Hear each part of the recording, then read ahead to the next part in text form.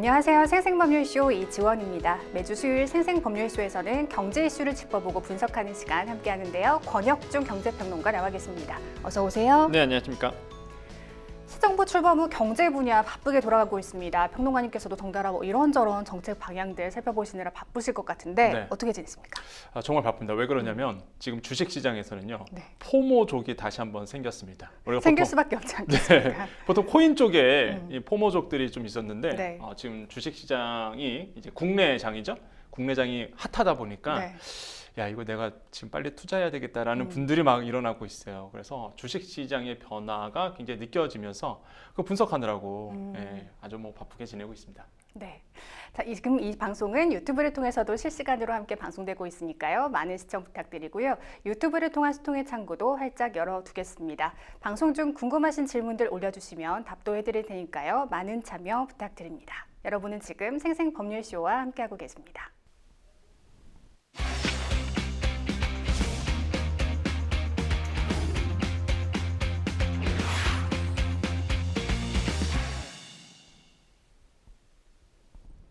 지금 가장 핫한 경제 분야 이슈를 알아봅니다. 생생 키워드, 오늘의 첫 번째 키워드부터 만나보시죠.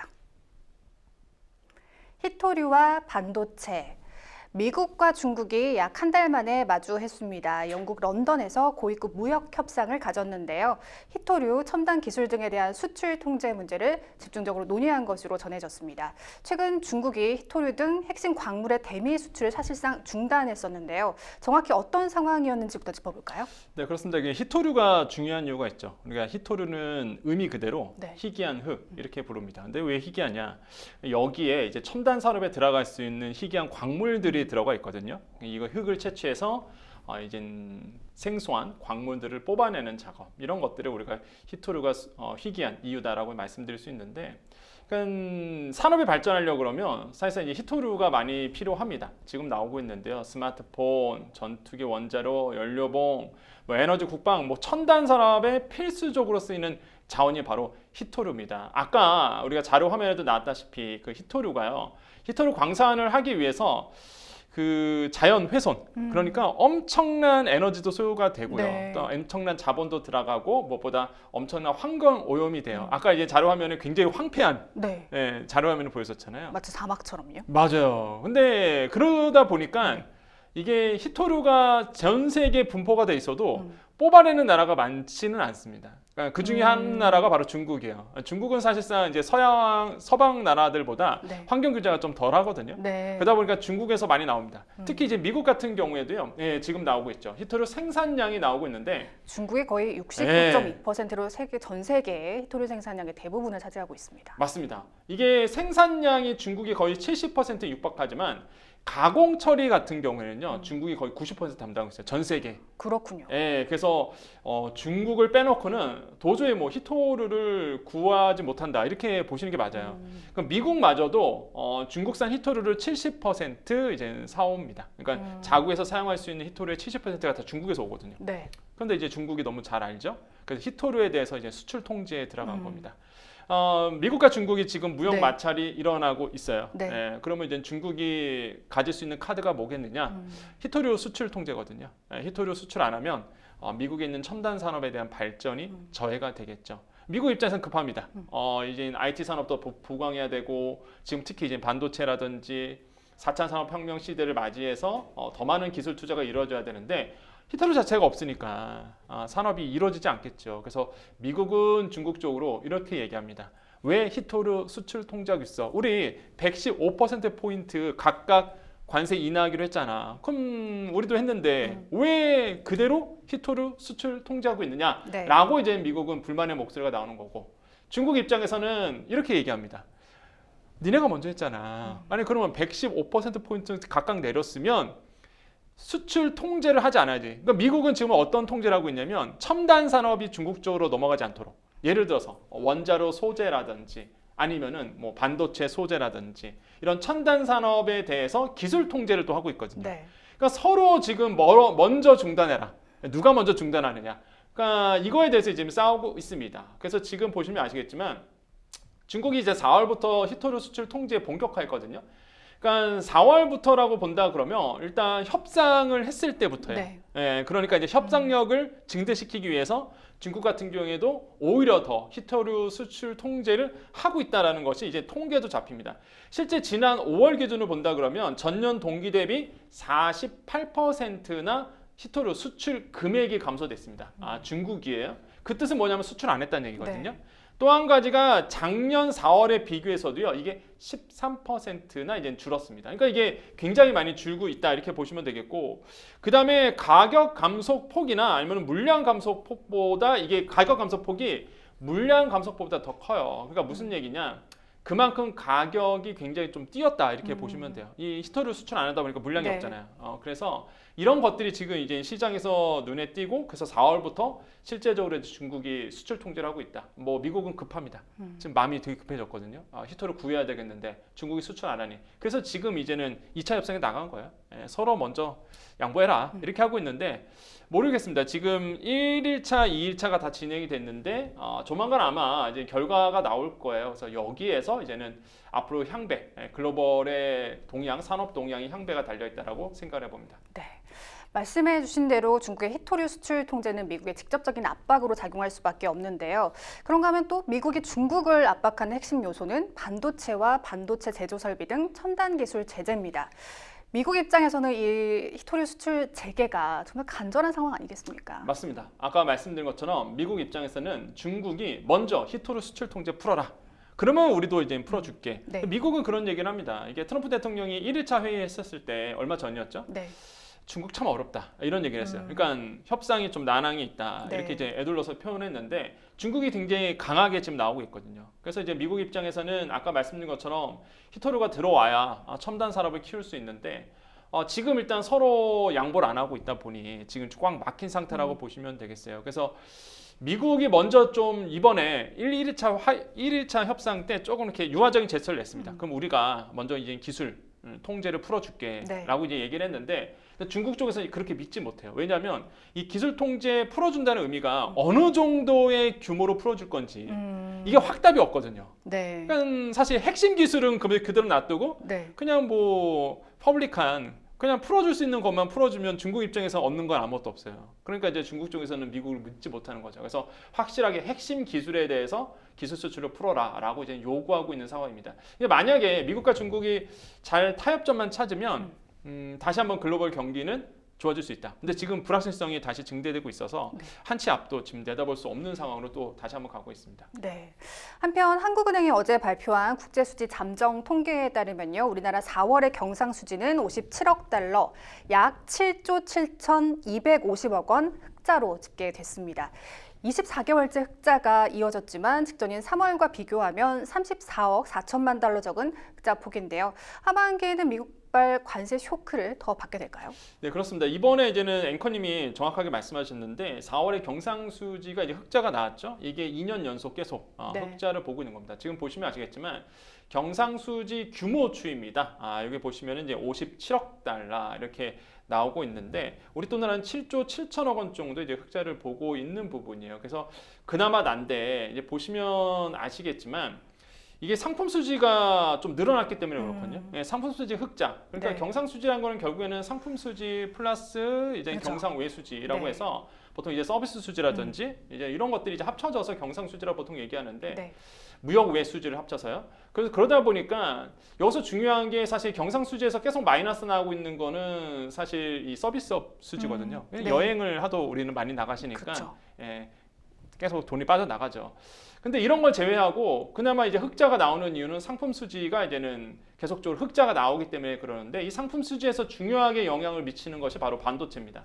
반도체 수출이 굉장히 잘 됐거든요. 네. 그러니까 반도체가 아직은 아시겠지만 25% 관세가 내려지진 않았어요. 예, 명확하게. 그러다 보니까 반도체 수출이 굉장히 잘 되고 있다. 이런 점들이 좀 우호적인데 실제 이번에 보니까요. 품목별로 봤더니 반도체가 16% 늘었고요. 무선 통신기기가 6.3% 늘었는데 줄었던 것이 있습니다. 이게 뭐냐면 승용차가 4.1% 줄었어요. 예, 무슨 얘기냐?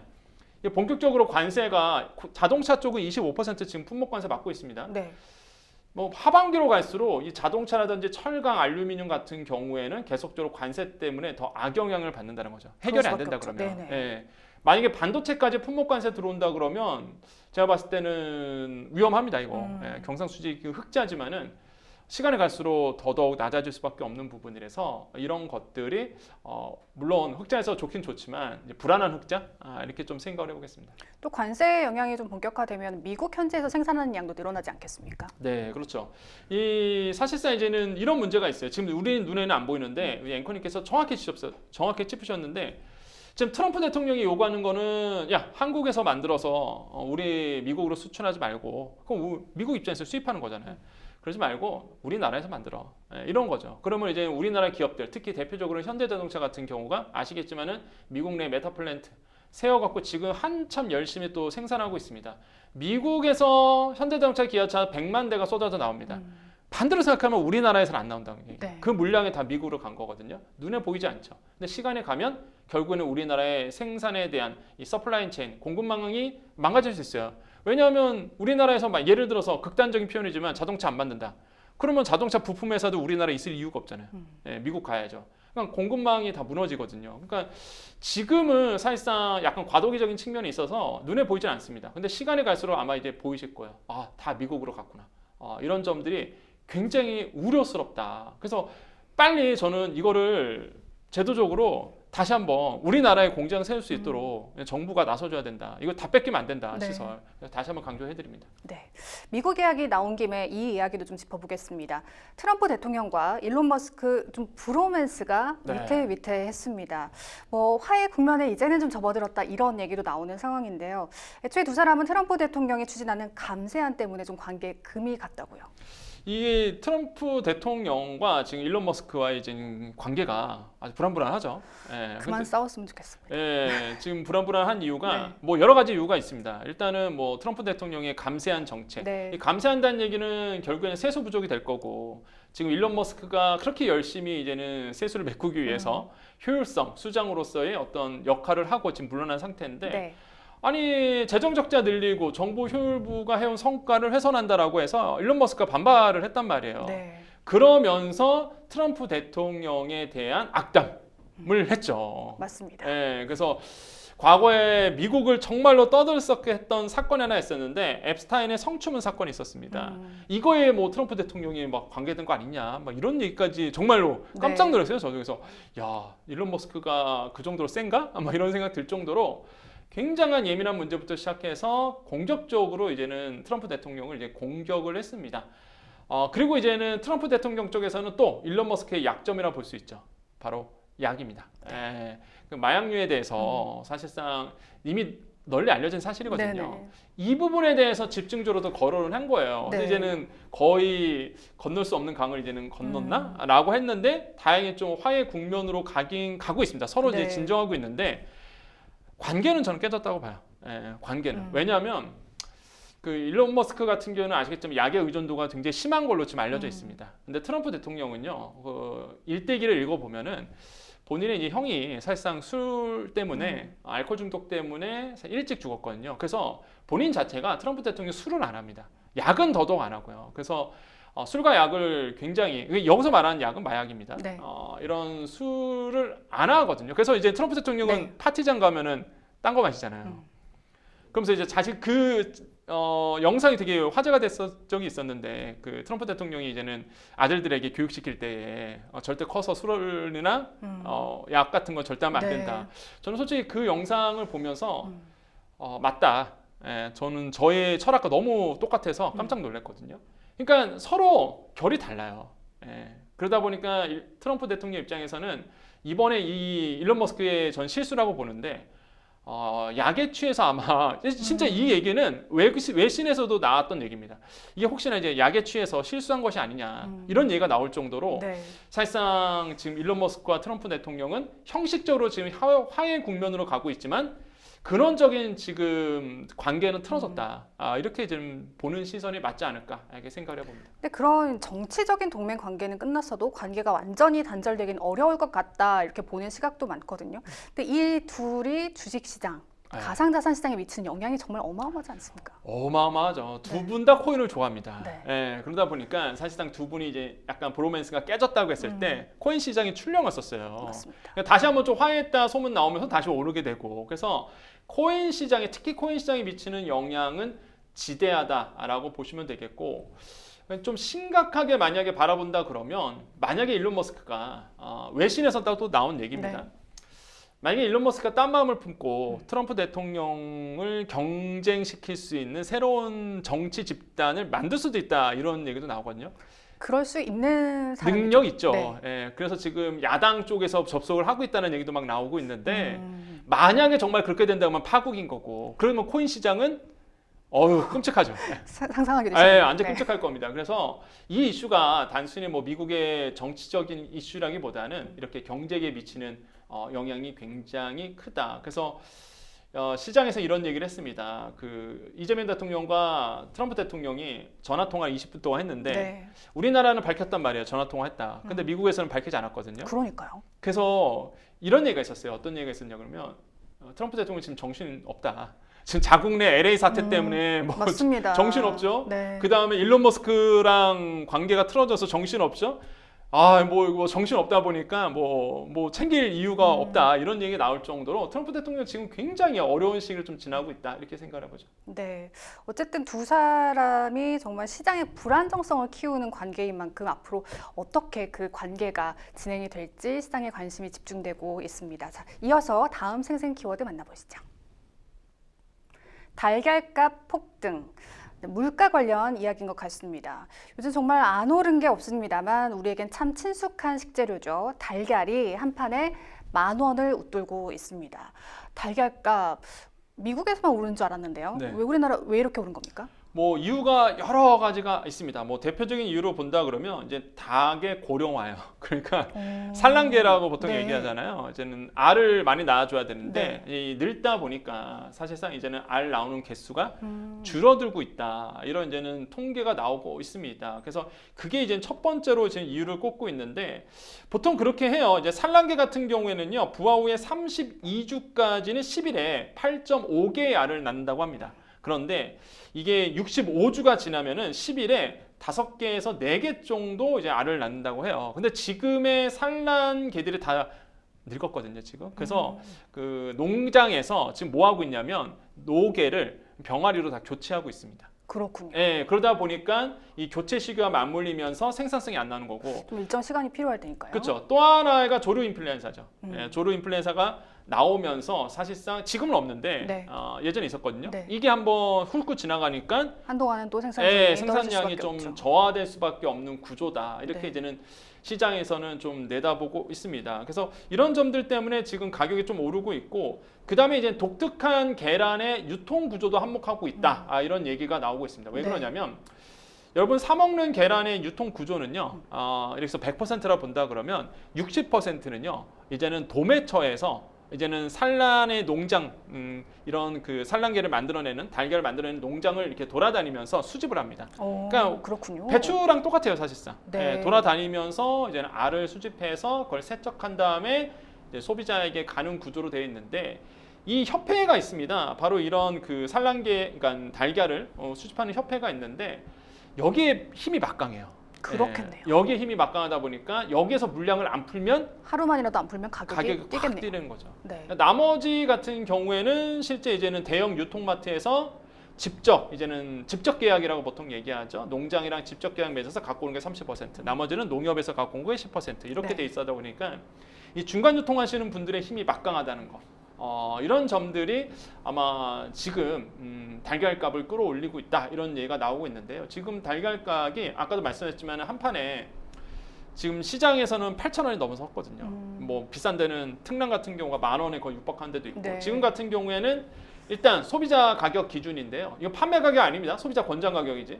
39가 이제 한 7,000원 정도, 6월 둘째 주 기준으로 7,000원 정도를 지금 하고 있는데, 이게 막상 시장 나가 보면은 한 8,000원 중후반 정도 지금 되거든요. 네. 그러니까 굉장히 부담스러운 거죠. 소비자가 이게 체감하는 가격은 더 이렇게 높은가요? 높죠. 그래서 지금 보면 3월 둘째 주 같은 경우는 6,000원대까지 떨어졌었는데 6월 둘째 주가 되니까 거의 1,000원 가까이 올랐습니다. 예, 그러니까 이게 어떤 생각이 드냐면 사실 라면 먹을 때 라면 값도 많이 올랐잖아요. 맞습니다. 예, 라면 먹을 때 달걀 넣어야 되는데 꼭 넣어야 되죠. 예, 그런데 이제는 달걀값이 이렇게 올라서 네. 이제 부담스럽다라는 분들도 지금 나오고 있습니다. 그리고 지금 이제 언론에선 잘 얘기가 안 나오고 있는데 네.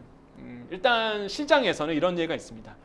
우리나라 이 계란이 미국으로 수출 많이 됐거든요. 네, 그러니까 그거에 영향 미치는 거 아니냐. 이런 얘기도 있어요, 실제. 왜냐하면 그럴 가능성도 있겠네요, 진짜. 미국 같은 경우는 아시겠지만은 한 알에 1,000원이 된 적이 있었습니다. 네. 워낙 그 조림 회사가 완전히 휩쓸고 지나가갖고 미국 쪽에서는 산란계가 다 죽었거든요. 그래서 달걀 가격이 한 알당 1,000원 된 적이 있었는데 그때 아시죠? 우리나라에서 수출을 했거든요. 그러니까 이 물량이 상당했다라고는 얘기가 있어요. 그러다 보니까 이것 때문에 그 당시에 또 고민했었거든요. 네. 시장에서는 이거 우리나라 달걀값 오르는 거 아니야? 했는데 실제 이제 몇 달 후에 올랐잖아요. 지금 그래서 이것도 영향을 미치는 거 아니냐라고 일각에서는 좀 보고 있는데 어쨌든 간에 공식적인 입장은 아까 말씀드렸던 그 주요 이유가 있다라고 말씀드립니다. 네, 달걀의 경우 신선도가 특히 중요하잖아요. 좀 수입도 우리나라는 어려울 것 같은데 가격 고공행진 계속 이어질까요? 가격이 고공행진은 전 이어질 거라 봐요. 왜 그러냐면 또 하나가 있어요. 이게 달걀값이 높아진 이유가 또 네. 하나가 9월부터 시행되는 제도가 하나가 있습니다. 그게 뭐냐면 산란계 사용 면적 확대 제도예요. 이게 좀 어려울 수 있는데 이런 겁니다. 그러니까 우리 인간으로 말씀드리면 야 넓은 곳에서 살아 이거예요. 뭔가 동물복지 계란을 더 맞습니다. 하는 좁은 데에서 네. 살면 우리가 좀 답답하잖아요. 네. 인간도 스트레스 많이 받고 네. 동물도 똑같습니다. 넓은 곳에서 살 수 있도록 동물복지 측면에서 이 제도가 9월부터 시행이 되거든요. 네. 한마디로 산란계가 약간 더 지금보다는 약간 쪼임새 있는 게 아니라 약간씩 벌어져 있는 거죠. 지금은 너무 정말 좁은 환경에서 정말 네. 알을 낳고 있잖아요. 그러니까 이제 어떤 일이 일어나느냐, 네. 이제 더 많은 공간을 줘야 되는 거예요. 그럼 반대로 얘기해 보면 산란계에 살 수 있는 면적이 줄어드는 거잖아요. 맞습니다. 땅은 똑같은데, 네. 그러니까 당연히 이 알이 결함이 적게 나올 수밖에 없어요. 생산성이 떨어집니다. 그렇겠네요. 그러다 보니까 가격이 이제 오를 수밖에 없다. 그러면 이 생산성 떨어지는 것을 맞추기 위해서 뭐 농장에서는 어떻게 하느냐? 당연히 아까 말씀드린 것처럼 노계를 젊은 병아리로 좀 교체하는 대체를 방법. 지금 그래서 하고 있는 거거든요. 네. 그러다 보니까 산지 가격이 1년 전보다 12%, 막 18% 지금 계속 오르고 있어요. 그래서 아마 그래서 시장에서 8월 때까지는 저 정도로 계속 오를 거다 이렇게 네. 내다보고 있고 제가 봤을 때도 당분간 결함 가격은 높아질 수밖에 없다. 그래서 뭐 달걀 좋아하시는 분들, 특히 운동하시는 분들 많이 드시는데 미리 드시기를 좀 말씀드립니다. 지금 많이 먹으라고 하시는 거군요. 그런데 또 달걀이 들어가는 뭐 김밥이나 과자, 또 빵의 가격도 덩달아 오르겠네요. 네, 그래서 지금 정부가 그래서 물가 잡기에 나선 거예요. 네. 아시겠지만 라면 업계에 대해서 탁 집어갖고 2,000원. 예, 말이 라면 되냐. 한 개 2,000원 딱 네. 이랬잖아요. 이재명 대통령께서. 근데 이게 그 처음에 이재명 대통령이 야, 라면 한 개 2,000원 맞냐? 정말 맞냐? 물어봤을 때 네. 일반적으로 그 네티즌들이나 누리꾼들이 어떻게 대통령이 라면 가격도 모른다. 2,000원짜리 라면이 어디 있느냐. 이런 얘기를 했는데 있어요. 진짜 2,000원이 있습니다. 넘더라고요. 네. 프리미엄 라면은 2,000원이 넘어가는 게 생각보다 많아요. 맞습니다. 예, 그래서 여러분 많이 드시는 신라면 블랙 같은 경우에도요. 1,800원입니다. 컵이. 그다음에 이제 봉지는 1,900원이에요. 그러니까 거의 2,000원 육박하고 뭐 오뚜기, 뭐 농심에 나오는 대컵들이 있습니다. 대컵 이런 것들은 다 2,000원이 넘어가거든요. 그러니까 그냥 빗대어서 얘기한 거죠. 대표적인 서민 음식인 라면을 빗대어서 이 물가 잡기에 나설 수밖에 없다. 왜? 금방 말씀하신 것처럼 달걀값 올라가죠. 라면값 올라가죠. 그다음에 가공식품류가 6%대의 4%대의 상승률이 나왔고요. 라면 상승률은 6%대입니다. 그러니까 이게 물가가 계속 높아지고 있잖아요. 뻔히 예상이 되니까 정부가 경고성 목소리, 한마디로 시장에 경고성 목소리를 냈고 결국에는 이제 물가 잡기에 나설 거다.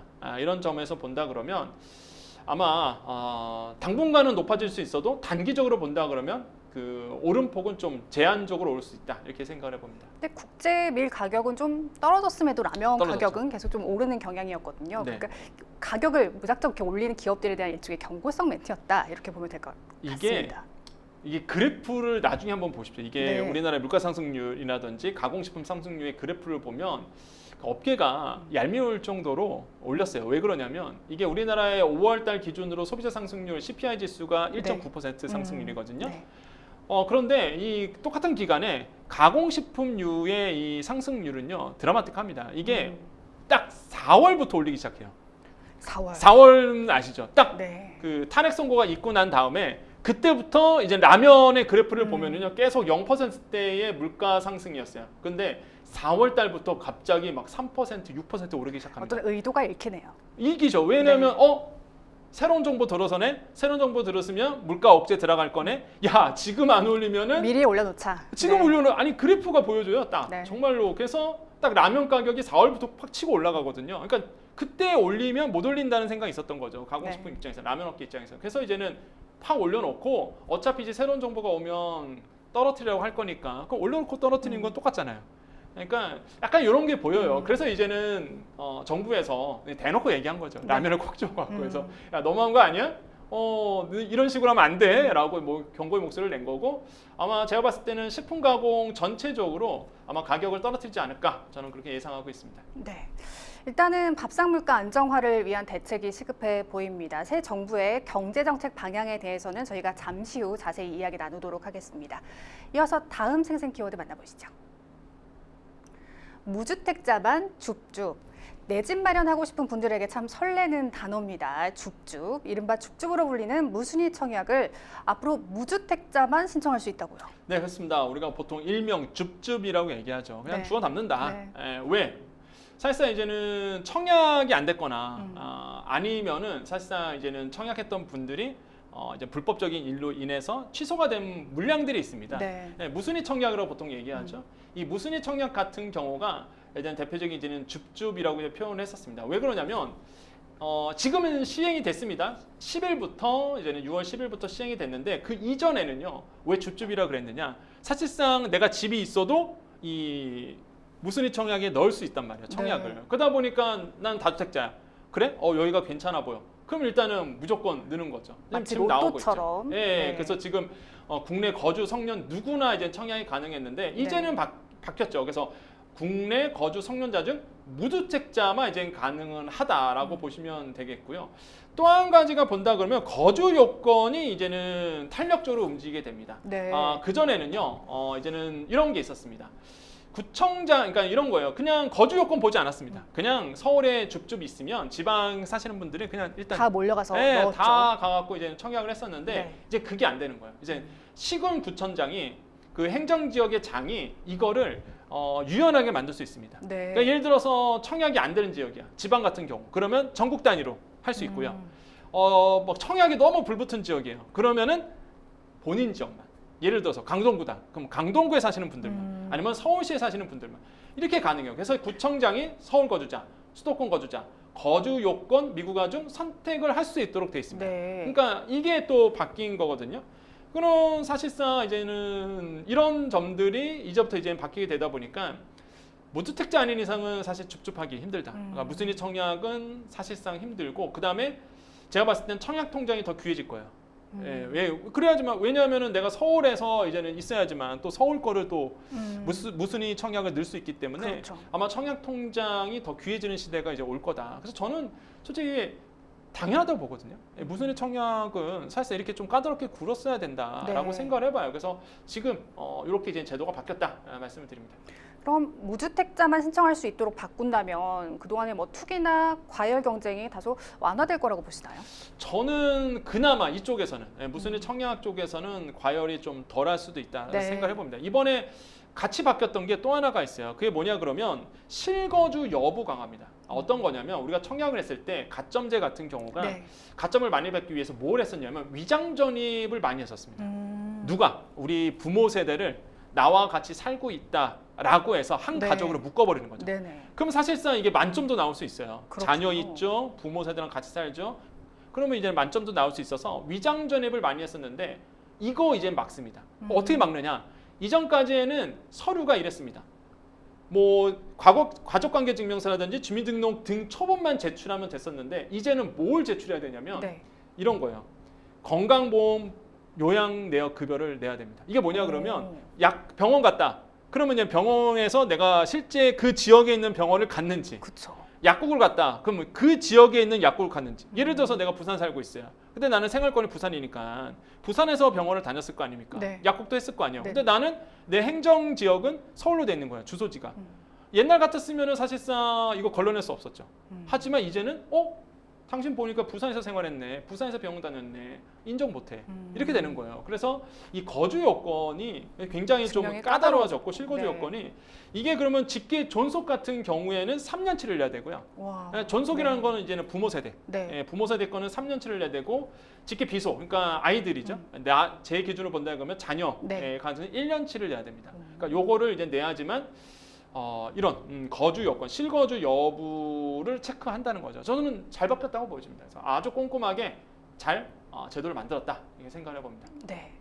좀 무주택자만 가능하게 바뀌었다고 해도 시세 차익이 클 것으로 예상되는 단지에는 여전히 수요가 몰릴 텐데요. 서울 강동구 둔촌동의 둔촌주공 올림픽파크 포레오는 제도 개편 후 첫 무순위 청약지로 꼽히고 있죠. 이곳 역시 시세 차익이 정말 만만치 않을 것으로 예상된다고요. 이게 장난 아닙니다. 이게 네. 제도가 바뀌었어요 지금. 네.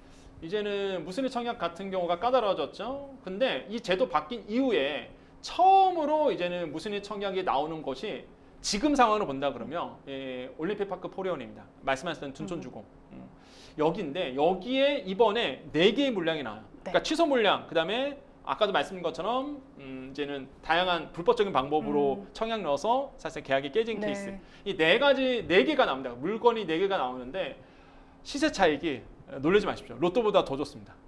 전 알고 10억, 있습니다. 10억. 네, 10억. 10억. 이게 이제 느기만 하면 정말 로또 수준입니다. 당첨되면 10억인 거예요, 네. 진짜. 그래서 이게 지금 평형을 보니까 39, 49, 59, 84제곱미터거든요. 그러니까 한 20평대, 그 다음에 30평대가 이제 국민평형 30평대도 네. 있어요. 그러다 보니까 지금 이제 59제곱미터 같은 경우에는 분양가가 그 당시 9억 7천만 원이었어요, 최저가가. 근데 아시겠지만 지금 이거에 플러스 10억 하셔야 되거든요, 시세가. 그러니까 이제 앉아서 이제 돈을 버는 거고, 그 다음에 84제곱미터가 그 당시에 이제 분양 가격이 12억 원이었거든요. 이거보다 이제 10억 더 붙이니까. 그러니까 사실상 지금 나오고 있죠. 10억 이상의 시세 차익이 예상이 되다 보니까 아마 제가 봤을 때는 여기는 당연히 이제 제도가 바뀌었기 때문에 네. 거주 요건을 당연히 이제 서울로 묶을 겁니다. 그래서 서울시에 사시는 분들만 아마 해당하지 않을까. 수도권도 안 될 것 같아요. 제가 봤을 때는. 아직은 안 나왔어요. 이게 네네. 어떻게 할지 지금 고민 중에 있거든요. 강동구에서. 그래서 행정구역에서 지금 이걸 어떻게 조건을 할까, 실거주 여건을 어떻게 할까 이거를 고민하고 있어갖고 제가 봤을 때는 아마 서울시만 가능하도록 묶지 않을까, 그렇게 제도하지 않을까 보고 있습니다. 일단은 뭐 유주택자는 아예 되지도 않고요. 그래서 무주택자 중에서 서울시에 사시는 분들이라면 저 같으면 한번 지원해 볼 것 같습니다.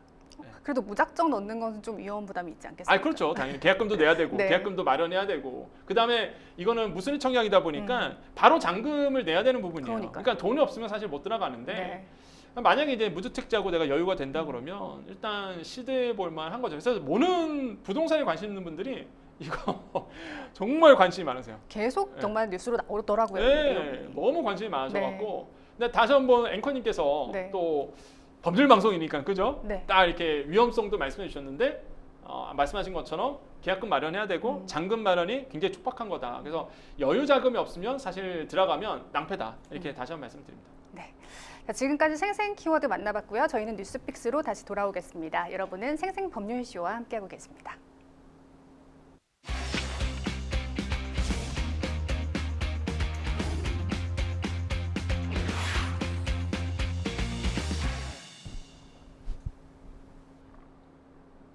분야별 가장 핫한 소식을 집중 분석해보는 시간 뉴스픽스 시작하겠습니다. 매주 수요일 경제 분야 주요 이슈들을 짚어보고 있는데요. 오늘 만나볼 첫 번째 주제는 추경부터 세제까지 새 정부 경제정책 향방은입니다. 이재명 정부 출범한 지 일주일 됐습니다. 벌써 비상경제점검 TF회의가 2차례 열렸는데요. 이 자리에서 추경 얘기가 나왔습니다. 최소 20조 원 이상이 필요할 것으로 예상이 되는데 이 가라앉은 내수에 응급 처방 가능할까요? 네, 저는 응급 처방 가능하다. 필요하다. 네, 필요하죠, 당연히. 네. 그래서 제가 사실 작년부터 계속 얘기했던 것이 맞습니다. 추경이었어요. 네. 그래서 추경해야 된다. 왜냐하면 성장률 자체가 너무 둔화되고 있어서 응급 처방 들어가야 되는데 워낙 그 지난 정부가 재정준칙이라는 이름만으로 재정을 쓰지 않았거든요. 성장률은 둔화되고 있는데 그래서 좀 우려스러운 부분이 있었는데 이제는 지금 이제 추경이 들어가면서 일단 1차 추경은 지금 시행을 앞두고 있습니다. 이제 곧 7월부터 이제 소상공인이라든지 본격적으로 이제 돈이 풀리게 되고요.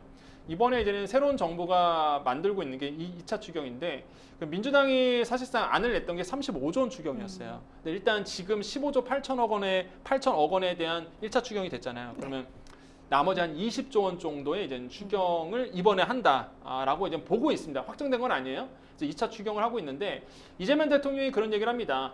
경기 회복 소비를 위해서 과감하고 무엇보다 속도감 있게 추경안을 마련해 달라라고 요구를 했거든요. 그래서 지금 기재부가 정신이 없습니다. 그래서 지금 나오고 있는데 2차 추경 규모가 21조 플러스 알파 형식으로 지금 네. 될 가능성이 굉장히 크다라고 생각을 해보겠고 추경이 필요한 이유가 있죠. 지금 경제 성장률 KDI라든지 한국은행마저도 0.8% 성장을 예상하고 있습니다. 여러분 국책기관마저도 0% 성장이에요. 원래는 국책기관은 우호적으로 봅니다. 시장을. 맞습니다. 그런데 0.8% 성장, 0%대 성장이에요. 그래서 이 대통령이 얘기했던 것이 야 1%대 성장 갈 수 있도록 추경해야 된다라고 나오는 거고 저는 빨리 사실 추경이 돼서 일단은 응급처치는 해줘야 된다. 더 이상 이제 둔화시키면 안 된다라고 생각을 해보고요. 이런 점에서는 굉장히 잘한 추경이다. 물론 뭐 재정은 좀 더 말씀드리겠지만 이런 부분은 저는 시기적절했다라고 판단해 봅니다. 네. 국민들이 가장 체감할 수 있는 그 추경의 한 부분이라면 바로 전 국민 25만 원 지역 화폐일 텐데요. 이 지역 화폐 같은 민생 지원금이 추경에 포함될 가능성이 높더라고요. 높죠. 왜냐하면 네. 이건 공약 사항이었고요. 민주당 안에서도 사실상 공약이었고 이재명 대통령도 마찬가지로 전 국민 25만 원에 대한 지역 화폐 이것도 이제는 공약 사항이었기 때문에 들어갈 겁니다. 분명히. 네. 그 25조 플러스 알파, 20조 플러스 알파에 들어갈 텐데 중요한 건 그거예요. 제가 이제 방송에서 무엇보다 빠르잖아요, 제가. 네. 그러다 보니까 이제 말씀드리고 있는데 선별로 갈 가능성이 커졌습니다. 그러니까 지금 보면 전 국민 25만 원이죠. 이게 전 국민이 빠지는 거죠. 그래서 이제 선별 지원으로 될 그 가능성이 선별의 기준이 무엇인가요? 소득하의 80%입니다. 예, 소득하의 80%면 중위소득으로 보면은 한 180%, 200% 정도 될 거예요. 네. 요 기준으로 해서 이제는 자른다는 거죠. 이게 사실 2021년도 있었습니다. 네. 민생회복지원금이라고 해갖고 그 당시 한 번 더 있었어요. 그때 네. 코로나 때문에 힘들었을 때 전 국민에게 그 당시에도 전 국민을 표현했었는데 결국에는 소득하위 80% 분들에게 한 명당 25만 원. 그러니까 4인 가족이면은 100만 원. 이렇게 이제는 기억나실 겁니다. 아마 네네. 방송 보는 분들. 맞아. 옛날에 한 명당 25만 원씩 해서 우리 가족이 4명이니까 100만 원 나왔었지. 아마 요거 기억나실 건데 그때와 동일하게 될 가능성이 지금 커요. 왜냐하면 재정이 여유롭지가 않습니다, 지금. 그래서 전 국민 25만 원 주기가 좀 부담스러운 부분이 있어서 선별 지원 쪽으로 갈 가능성. 그래서 진성준 더불어민주당 정책위 의장인데 이분을 집중하셔야 돼요. 이분이 진성준 의원이 사실상 이제 정책을 만드는 분입니다. 네. 그래서 이제는 상법 개정이라든지 과거에 있었던 소득세 부분이라든지 이번도 마찬가지예요. 이번에 가는 이 민생회복지원금도 이분의 이제는 집행력에 따라서 나오는 거다 보니까 이분이 방송에서 선별 지원이라도 해야 된다는 입장을 밝혔거든요. 그러니까 이게 뉘앙스가 바뀌었어요. 그전에는 전 국민, 지금은 선별 지원으로 될 가능성이 크고 그 기준은 소득하위 80%로 될 가능성이 매우 높다라고 보시면 되겠고요. 그러면 네, 이럴 겁니다. 네. 많은 분들이 방송을 보시는 분들이 나는 받을 수 있는 거야 못 받는 거야. 과거에 우리 2021년도에 내가 받은 적이 있다. 뭐 기억이 나는 거예요. 나 1인당 25만 원 받았지? 그러면은 안전하다. 받는다. 이렇게 보시면 된다. 네. 생각을 해봅니다. 근데 소득하위 80%라고 해도 25만 원 지원금이 추진이 되면 정말 뭐 13조 원 넘게 투입이 될 것으로 보이는데 재원 마련이 된다고 해도 이게 경기 부양 효과가 있을지 의문을 가지시는 분도 계시더라고요. 저는 누누이 말씀드리지만 경기 부양 효과는 분명히 있죠. 네. 예, 소비가 되기 때문에 그렇습니다. 이게 그 지역 화폐로 가는 거예요. 이게 네. 만약에 현금으로 갔었으면은 재정 승수가 안 일어날 가능성이 큽니다. 왜 그러느냐? 일본이 딱 그랬거든요. 네. 저축하죠.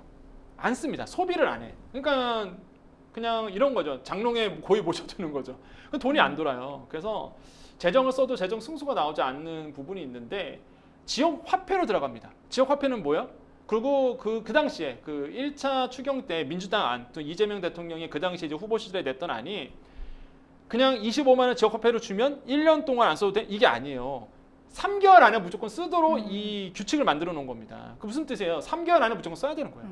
그러면 소비가 돼요. 네. 그래서 저는 지역화폐 25만 원 나오는 거에 대해서 경기부양 효과는 분명히 있을 거다. 왜? 소상공인에게 25만 원을 3개월 안에 써야 돼 버리거든요. 써야 되는 부분이 있어서 소비 진작 효과는 저는 분명히 있다라고 보고, 가장 이제는 걱정되는 건 그거죠. 이제는 재정이 여유롭지가 않다는 거죠. 지금 아시겠지만 우리나라의 정부 부채가 GDP 대비해서 48%에 육박할 것으로 보고 있는데, 이게 다른 국가와 비교해서는 낮은 수치지만 그래도 이제 증가폭이 계속 나오고 있는 게 좀 걸림돌이 되거든요. 네. 그래서 이제 선별적으로 지금 방향을 틀지 않았을까라고 보고 있습니다. 그래서 재정 여력을 보면서 아마 이 민생회복지원금 소비 쿠폰이 발급되지 않을까 조심스럽게 예상을 해보겠습니다. 네. 또 자영업자, 소상공인의 코로나19 대출 탕감도 2차 추경의 주요 아이템으로 꼽히고 있습니다. 이 대통령의 후보 시절 공약이기도 했는데요. 배드뱅크가 거론되고 있습니다. 정확히 무엇인가요? 예, 배드뱅크는 이렇게 생각하시면 됩니다. 제가요 부채를 안고 있습니다. 그런데 우리가 악성 채무인 거예요. 은행 입장에서는 이 사람이 안 갚아. 예, 뭐 다양한 사유가 있겠죠. 네. 뭐 고의적인 걸 수도 있고요. 뭐 여러 가지 사정이 있어서 안 갚습니다. 보통 이제 채권 소멸시효가 이제 상법에 보면은요 네. 5년이거든요. 근데 보통 이제 10년으로 따져요. 그래서 10년 동안 악성 채무다, 채권이다 그러면 이젠 거의 소각을 시켜버립니다. 네. 아니면은 할인해서 팔던지. 채권을 사시는 분들이 있거든요. 그런데 이런 악성 채권에 대해서 소각을 시켜주는 게 바로 배드뱅크예요. 무슨 네. 얘기냐? 배드뱅크가 만들어집니다. 그럼 은행들한테 이런 10년짜리 악성 채권을 사요. 인수를 합니다. 돈을 주고. 은행들은 그걸 이제는 배드뱅크에 팔겠죠. 네. 그럼 그거를 이제는 배드뱅크가 모아서 소각시켜버리는 겁니다. 없애버리는 그렇군요. 거예요. 그러면은 은행들의 건전성이 좋아지죠. 그 다음에 그 악성 채무를 갖고 있던, 뭐 이유는 여러 가지일 건데 물론 도덕적 해이도 있겠지만은 그 빚을 못 갚는 분들이 이제 채권 자체가 소멸되기 때문에 빚에서 네. 자유롭게 되는 거죠. 네. 예, 그래서 이제 뭐 일각에서는 말들이 많습니다.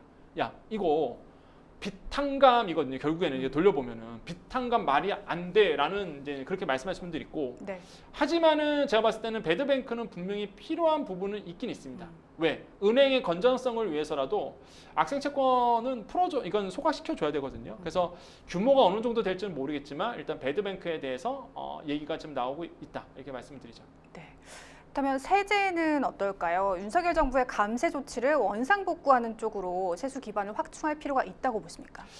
저는 그렇게 봅니다. 일단은 지금 지난 정부 같은 경우가 이제는 감세였어요. 네. 법인세라든지 이거에 대해서 이제는 좀 어느 정도 낮춰주기 위해서 이제 노력했던 부분이 있겠고, 근데 이거를 이제는 다시 한번 복구시킨다라는 측면에서 본다 그러면 시장에 미치는 파급력이 굉장히 클 겁니다. 가뜩이나 어려운데 세금 더 내라고 굉장히 어려울 거 있어요. 그래서 아마 현 정부는요 시간을 들이면서 그러니까 단기간에 갑자기 감세했던 거를 증세로 바꾸진 않을 겁니다. 왜? 이게 가게라든지 기업에 갑자기 타격이 될 수 있기 때문에 그렇거든요. 그래서 시간을 두고 원상복구하지 않을까 이렇게 보고 있고요. 왜냐하면 결국에는 재정이거든요. 재정이라는 거는 결국에는 정부 입장에서는 세입이 수입하는 거예요. 말 그대로. 네. 돈을 버는 게 정부 입장에서는 세금이거든요. 그럼 세금이 줄어든다는 얘기는 당연히 세입이 안 된다는 얘기고 재정을 쓸 수 없다는 얘기다 보니까 결국에는 이제 법인세 같은 부분에서 과거와 다르게 좀 증세가 나올 수도 있지만 그거는 차차 시간을 두고 아마 진행되지 않을까 그렇게 보고 있습니다. 네. 그리고 이 대통령이 당선 직후 대통령실 산하에 AI 미래 기획수석을 신설했습니다. 임기 동안 AI 민간 투자 100조 원 등을 통해서 AI 3대 강국을 실현하겠다고 공언을 했는데요. 가장 시급한 과제는 무엇일까요?